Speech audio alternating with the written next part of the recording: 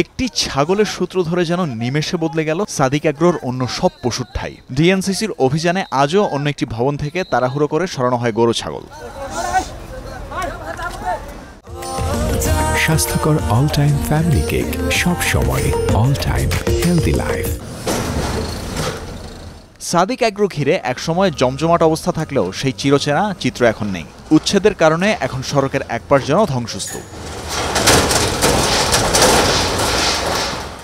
তৃতীয় দিনের মতো রামচন্দ্রপুর খাল খননে ঢাকা উত্তর সিটি কর্পোরেশন। বৃষ্টির বাধায় কিছুটা বিলম্বে হলেও উচ্ছেদ করা হয় খালের পাশের সাদিক অ্যাগ্রোর অবৈধ স্থাপনার বাকি অংশ।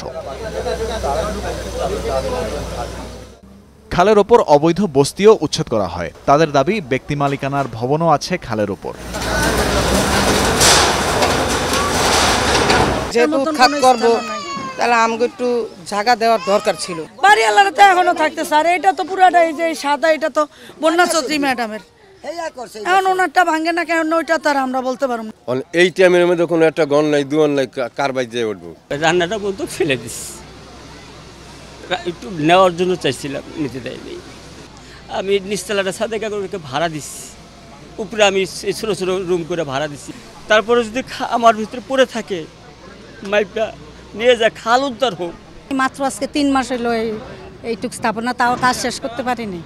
এখন 3 মাস হয়েছে মাত্র, এখন বলে যে জায়গা সঠিক না।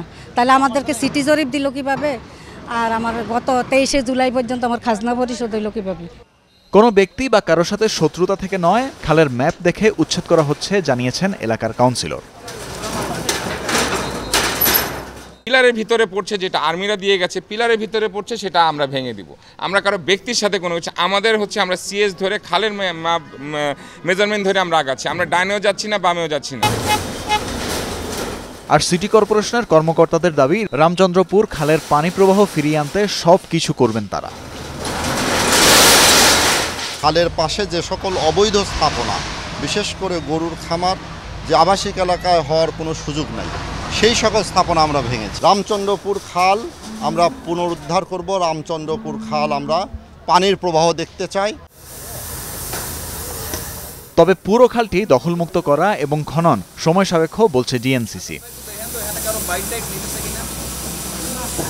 তানভীর মৌসুম, যমুনা নিউজ, ঢাকা।